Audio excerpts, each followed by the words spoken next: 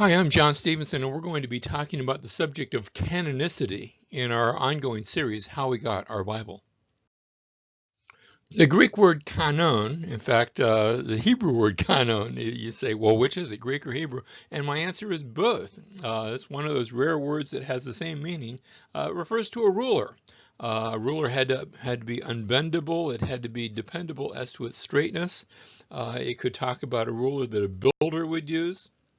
And yet the term could also be used sort of in a figurative sense. Indeed, it is used in Galatians chapter 6, verse 16. Those who will walk by this rule, that's the word canon, this peace and mercy be upon them and upon the Israel of God. And so gradually, not here in this passage necessarily, but gradually the idea of a canon, a rule or a ruler, became the idea of that which rules our life. And as such, the scriptures could be referred to as the canon. Now, our Jewish friends had a phrase, the matuma yedaim, the books that defile the hands. And by referring to these were books that you just didn't touch casually. We refer to them as the scriptures. Here the term is used in Tosefta Yadeim, the gospel, and speaking about the Christians, the gospel in the books of the heretics, of course, Jewish people are thinking of the Christians as heretics. The gospel in the books of the heretics do not make the hands unclean. The books of Ben Sira and whatever books have been written since his time are not canonical. That is, there were certain Jewish writings that were not considered canonical, as opposed to the Hebrew scriptures, what we call the Old Testament, that were considered books which defile the hands, books that were authoritative. Now, this brings up the question, how do we know that we have the right books in the Bible? After all, our Roman Catholic friends have what they call the Apocrypha. In addition to the Old Testament and New Testament, there's another group of books that were written between the time that the Old Testament and the New Testament were written. Oftentimes it's found at the end of their Bible, or likewise, National Geographic magazine ran an article quite a number of years ago about the lost gospel of Judas, or if not that, then a gospel that bears Thomas's name, or this person or that person. How do we know that these should not be in our Bible? Are we missing some books? Do we have too many books? Now, Geisler and Nix give some inadequate criteria for canonicity. First of all, the idea that age determines canonicity, and age does not determine canonicity. Just because a book is old doesn't mean it's authoritative. Hebrew language does not determine canonicity. Just because a book's written in Hebrew or in Greek or in any other language, that does not give it any special sort of authority. The idea that agreement with the Torah determines canonicity is not true. Somebody could write a book next week that agreed with everything in the Torah. That would not make it canonical. Might make it accurate, but doesn't necessarily give it any special authority. The idea that religious value determines canonicity, just because it makes you feel good or makes you feel close to God, does not determine canonicity. Or that the church, and this is where our Roman Catholic friends sometimes have thought, well, the church determines canonicity. And I would reply, no, the church does not determine canonicity. Who or what does determine canonicity? Now, I think the church has a role not to determine canonicity, but to recognize canonicity. By the way, a final inadequate criteria that Geisler and Nix propose, or that Christian usage determines canonicity. I would say no. Christian usage does not determine canonicity. In fact, it ought to be the reverse, that canonicity should help determine Christian usage. And this was the criteria that some of the fathers of the early church discussed, not to make a book canonical, but determine which book should we be using from the pulpit. And they discussed this at length. All right, here's our definition. Canonicity refers to the church's recognition of the authority of the inspired writings. Notice the church is trying to recognize what books had God's authority. The church didn't give it that authority. God gave those books the authority. It was God who inspired. But the church has been trying to play catch up, and sometimes they don't do it all at once. Sometimes they don't do it very quickly. Sometimes it takes a bit of time. But canonicity refers to the church's recognition of the authority of those inspired writings. Now, some questions on canonicity. First of all, how are we to determine if we have the right books in our Bible? And that's the basic question that canonicity asks. What about the Apocrypha? Or as our Roman Catholic friends like to call it, the deuterocanonical books. Well, I'm not going to be using that term because I don't think there's a second canon, which is what deuterocanonical means. But it's okay to talk about it as the Apocrypha. Why do we reject it? But really the bigger question would be to ask, why did the Jews reject it? Because they had those books, and they looked at them with some value, and we're going to discuss that. A third question, are there certain books in our Bible which should not be there? Martin Luther, the reformer, looked at the Epistle of James, and he called it an epistle of straw. And what he was doing was questioning its authority, questioning whether it should be in the scriptures. And his answer was no, because he thought it conflicted with the epistles of Paul. He was wrong. It doesn't. He was wrong. It should be there. But also the question comes up, are we missing some books? And no, I don't think we are. I think we have the ones that we're supposed to have. First, let's approach this with regard to canonicity in the Old Testament. And here we have the testimony of Jesus. You see, Jesus quoted the Old Testament on many occasions. In fact, Luke chapter 24, verse 44, he said to his disciples, "These are my words which I spoke to you while I was still with you, that all the things which are written about me," and notice how he describes the Old Testament, "in the law of Moses and the prophets and the Psalms." 3 different categories. Remember, we discussed already how the Jewish Old Testament scriptures were divided by them into the law, the Torah, the prophets, the Naviim, and the writings, the Ketuvim, the first book of which was the Psalm. So that's probably what he's referring to when Jesus speaks of the law and the prophets and the Psalms. We also have the testimony of the Septuagint. Now, the Septuagint carries all the same books, although eventually, it wasn't initially, but eventually the Septuagint also carried the Apocrypha. Now, that really seems to be a New Testament edition, where when the New Testament, in fact, are copies of the Septuagint that have the Apocrypha, they are those books that also have the New Testament, where those books were added as well. The Septuagint, we ought to talk about what that is. Let me go back a bit. In that time between the Testaments, there was a city which had been founded by Alexander the Great, named after him, Alexandria. It's still a big city today, on the northern coast of Egypt. And it was one of the Greek kings ruling over that city. His name was Ptolemy. There'd been a couple of them, so he's Ptolemy II, who ordered a translation of the Hebrew Bible into Greek. Ptolemy II orders that as he's building his great library at Alexandria, which would become sort of a byword for all libraries. And so as he was building his library, he wanted every book in the world to be placed there, including the Hebrew, the Jewish books. And so he ordered a translation to be made. And tradition has it that there were 70 or 72 different translators who did the work of translation in something like 72 days. And so it became known as the Septuagint, which just means the 70. So 70, 72, depending on how you counted it, what tradition you hold to.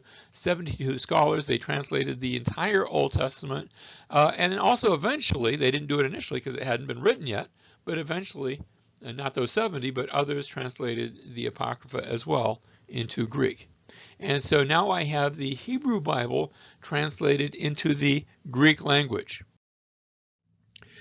Now, I also have the testimony of the New Testament. We mentioned Jesus, but the New Testament also quotes regularly the Old Testament, is full of quotations from the Old Testament, and not a single quotation is taken from the Apocrypha. There are one or two allusions of historical events that happened during the time in which the Apocrypha either was written or took place, but no direct quotation. I have also the testimony of Josephus. Now, Josephus was a first century historian. He was an eyewitness to the fall of and he writes in his book Contra Appian. We've already quoted this in one of our early series. Josephus says, "For we have not an innumerable multitude of books among us, disagreeing from and contradicting one another as the Greeks have, but only 22 books which contain the records of all the past times, which are justly believed to be divine." Josephus goes on to say, "It is true our history has been written since Artaxerxes, very particularly," he's speaking of now of the Apocrypha, "but has not been esteemed of the like authority with the former by our forefathers, because there has not been an exact succession of prophets since that time." Notice what he's saying. He's saying there's other books that have been written since that time, but they don't have the same level of authority because they were not written by prophets, because the prophets did not continue. There came a time when the prophets ceased. And so we have the testimony of Josephus, but also we have the testimony of the Apocrypha itself. You see, the Apocrypha makes mention in the prologue of Sirach, one of the Apocryphal books. It speaks, "Many great teachings have been given to us through the law and the prophets and the others that followed them." He goes on to say, now this time it's from 2 Maccabees, one of the Apocryphal books, encouraging them from the law and the prophets and reminding them also of the struggles they had won. He made them more eager. Notice the law and the prophets, which is how the New Testament frequently describes the Old Testament. This is a designation that was found in several times in the Apocrypha, but it's never found in the Old Testament. Why? Because you don't describe it that way when it's still being written. So the Apocrypha, let's talk about it. The word Apocrypha means hidden away from. The apo is from, and krypha is something that's like we talk about it being a cryptic remark, something that's hidden. So it's those books that are those hidden books. And the Apocrypha speaks of the division of the scriptures into the law and the prophets. We already saw the prologue of Sirach. We looked at one such quote from Maccabees. There's actually several of them. In 2 Maccabees 15:9, and again in 4 Maccabees 14:10. Now our Roman Catholic friends don't include 4 Maccabees in their Apocrypha. They actually omit that, but the Eastern Orthodox Church does, and so I'm including that here. You don't find any Old Testament reference mentioning this division. It's a division which you find in the Apocrypha, you find it in the New Testament, but not in the Old Testament because it was still being written at that time. And that means that the church was born with a completed canon in her hands. You say, what canon? The canon of the Old Testament. The scriptures were completed. Now, how you ordered the books, remember there's a sort of a Jewish way to order it, and there's become, through tradition, a Christian way of ordering it, but they are the same books. Even in the Psalms, in the Dead Sea Scrolls, we found copies of the Psalms where some of the Psalms are in different order, especially after the first 2 books. Psalms is divided into 5 different books. In some of those later books, it's the same Psalms, but they're in different orders. But they're the same Psalms. And so the church was born with a completed canon in her hands. Now we also have some books that are called the pseudepigrapha. The pseudo, remember, is false, and the pigrapha, these are books that were writings, and yet they were rejected by all. Some books that were legendary in their scope, like the Book of Jubilee, or as a letter to Aristeas, a book of Adam and Eve, the martyrdom of Isaiah. Everybody recognized these were just legends. They were not actually part of any scriptures that anybody saw as authoritative. Likewise, certain books that were apocalyptic, like Enoch and 2nd Enoch, the Sibylline oracles, they're interesting reading, but everyone agreed they were not authoritative. The Assumption of Moses, Second and Third Baruch. There were some books that were teachings, like that were didactic in that manner. Second or Third and Fourth Maccabees. First and Second Maccabees were historical in nature. Third and Fourth Maccabees, one is sort of poetry, and the other one has nice wise sayings. The story of Ahikar. These are teachings, so sort of wisdom literature. And there are poetic books, the Psalms of Solomon and Psalm 151, which is in the Septuagint, but not in the Hebrew Scriptures. Finally, certain historical books, and I'm not talking about the book of Maccabees, but rather the Zadokite fragment, and everybody agreed, no, that doesn't belong in anybody's listing of biblical texts. On the other hand, there are what we could call the Antilegomena. These are books that were questioned by some. Song of Solomon. Jewish people wondered, gee, that's sort of a sexy R-rated book. Does that really belong in our scriptures? Ecclesiastes was questioned because it has a very pessimistic view of life. And people wondered, there's not much spirituality in that. Should that be there?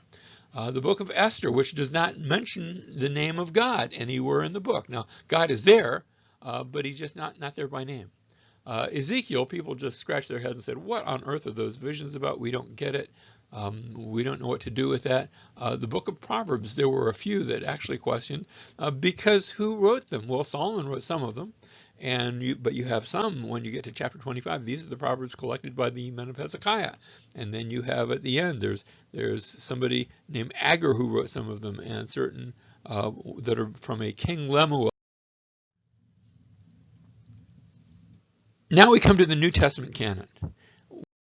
When we get to the New Testament canon, we have to be reminded that the existence of the canon does not equal the recognition of the canon.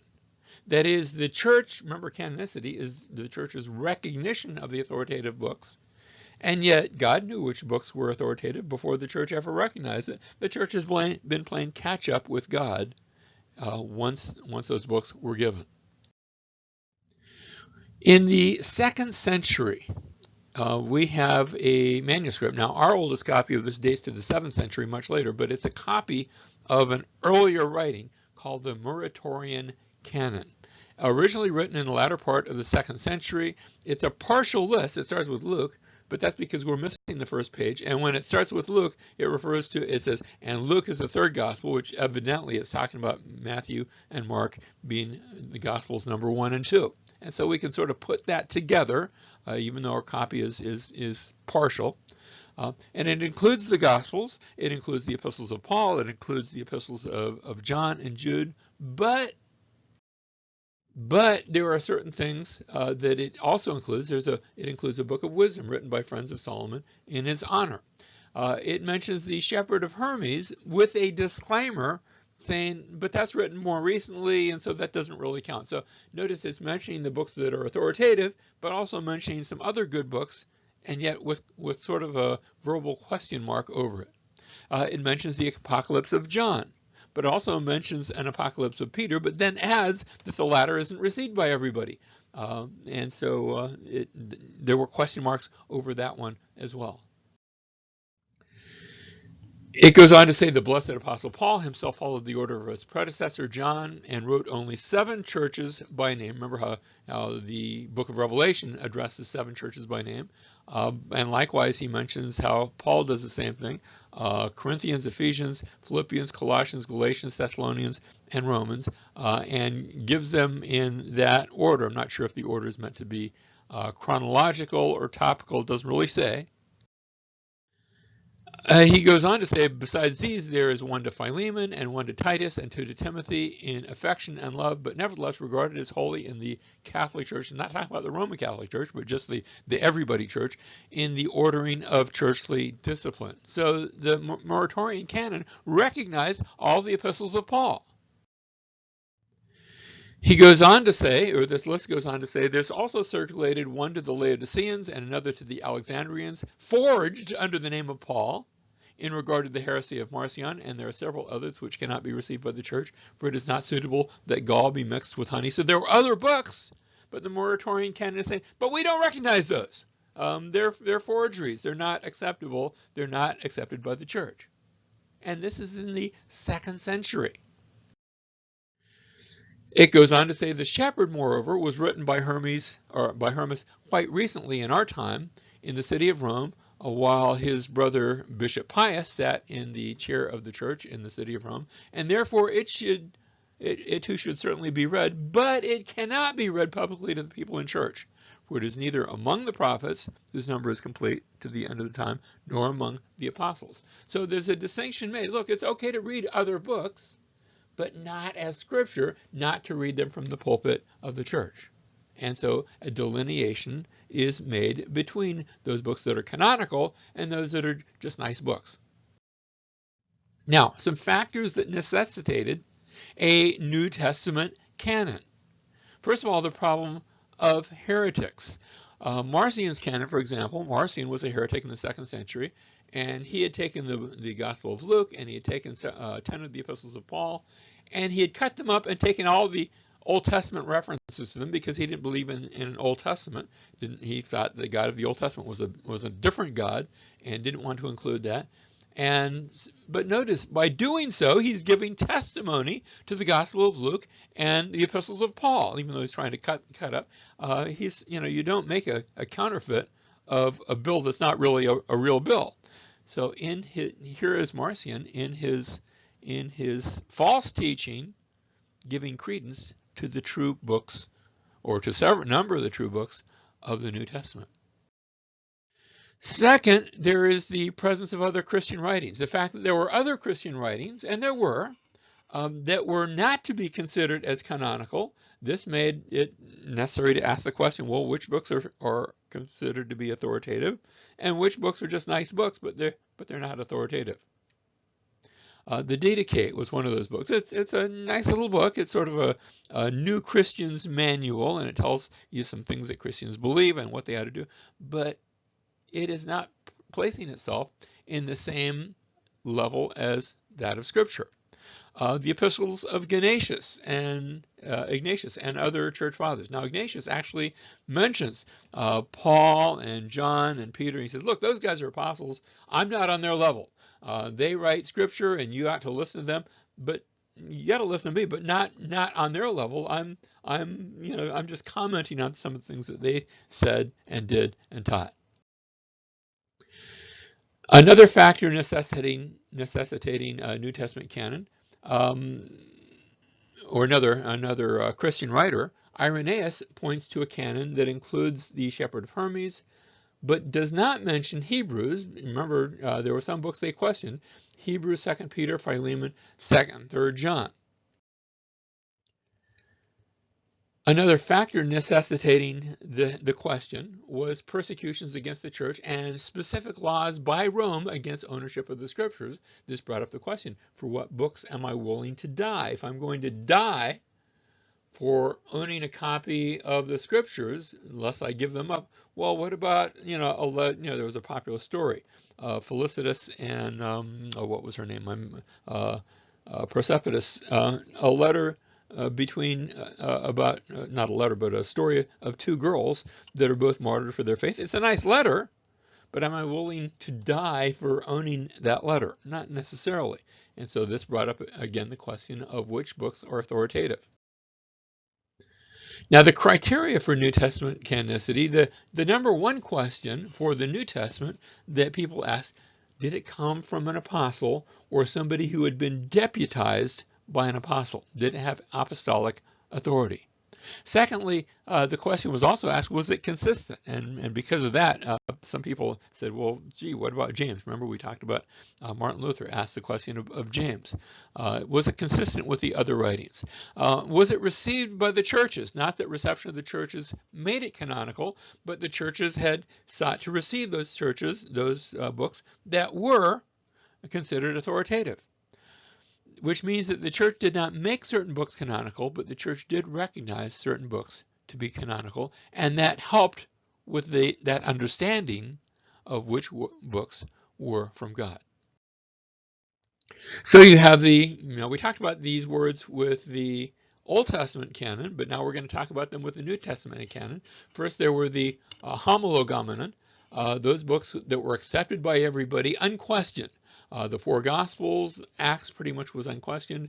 The epistles of Paul, 1 Peter, 1 John, everybody agreed, everyone pretty much agreed, these books were accepted by everyone. These were canonical. But there were some books that we could call the antilegomena, these books that some people, not everyone, but some people questioned. The book of Hebrews was questioned because they didn't know who wrote it. Whoever received it knew the author. The author knew himself. He's not writing anonymously, but his name is not mentioned in the epistle, and so therefore we don't know who wrote the epistle to the Hebrews. The book of James, for the very reason that we gave before, it looks like it's in contrast. It looks like it is contradicting some of the things that Paul said. It's not. You just have to read it carefully and read it completely. But because of that, James was questioned. 2 Peter, for some reason, didn't make all the rounds. Now, perhaps one of the reasons was because there are some things that you read in 2 Peter chapter 2, and then you read almost word for word. In fact, in places it is word for word in Jude. Was 2 Peter copying off of Jude, or was Jude copying off of 2 Peter? But eventually, it came to be accepted by everyone, not just questioned by a few. 2nd and 3rd John, because they're so close, they're so small. People wondered, are they really epistles, or are they just like little postcards? Do we accept them as authoritative? And Jude was also rather on the short side. Of course, the final book doesn't come as too much of a surprise, the book of Revelation, because people just didn't understand it. What on earth is that book talking about? People even today wrestle with the meaning of the book of Revelation. At the Council of Laodicea, 363 AD, this council asked that only canonical books be read from the pulpit. And of course, this begs the question, what was a canonical book? Well, it listed all the books of our New Testament except Revelation. They were still, sort of the jury was still out. Do we include that book or not? And they weren't quite sure, and they didn't want to say if they weren't sure. But at that time, all the other books were accepted. Just a few years later, Athanasius wrote a Easter letter to the churches. Remember, he was based in Egypt, and he lists the 22 books of the Hebrew Scripture, same as our 39 books of our Old Testament. They were the same books. And he also lists the 27 books of the New Testament, including the book of Revelation. And from this time on, those books seem to have been accepted and recognized by the churches. At 397, at the Synod of Hippo, this is now in the west, whereas Athanasius was in the east. This is held at Carthage, which Hippo is near Carthage. It recognized the New Testament canon, including the book of Revelation, and declared that nothing else should be read from the pulpit. It was okay to read other books at, on your off time, but these are the books only that should be read in public worship from the pulpit. Now, I want to just show you a brief timeline of the process during which this took place. We have apostles like Paul and John, and then what we call apostolic fathers. And so the New Testament is written from the beginning as early as maybe 44, 45 AD with your first book. James very well might have been one of the first books to be written. We're not sure about the dating on all of these. But by the end of the first century, the New Testament was complete, and as to its having been written. Now, just because a book's written doesn't mean it's being distributed that quickly. They have no printing presses, so each copy has to be hand copied and then hand distributed. You have the period of the Apostolic Fathers over the next 50 years or so, a little bit longer than that, and these are people that had been influenced, or maybe they had lived at the same time as, or maybe in some cases had even met the apostles, and their influence then. And what they're doing is they're pointing to the apostles, saying those guys were the authority. Their writings are the ones you ought to accept. We're going to write too, but we're not on the same level. You also have heretics like Marcion, but remember we said Marcion was just taking some of the books already written, like Luke, like the Epistle of Paul, rewriting them to his own ends, doing his own edited versions, but inadvertently giving credence to the New Testament writers. You have the Muratorian canon at the latter part of the 2nd century, and it is listing all of our books of the New Testament, it's asking some question marks with regard to the book of Revelation, but it's listing it as one of the books. And then Irenaeus lists all but 4 of the New Testament books. He excludes a few of the other epistles. We don't have Constantine coming until the 300s. And it's during his time, now persecution is not going to be persecuted anymore. We have Athanasius's Easter letter. Constantine isn't telling him what to write. In fact, Constantine at times, he's on the one hand, he's making Christianity legal, but he's not deciding these books. These books had long since been decided. They'd had questions about 1 or 2 books, like the book of Revelation. Constantine has no bearing on that. And so we have the New Testament completed and largely recognized, and just about completely recognized by the time Constantine comes on the scene.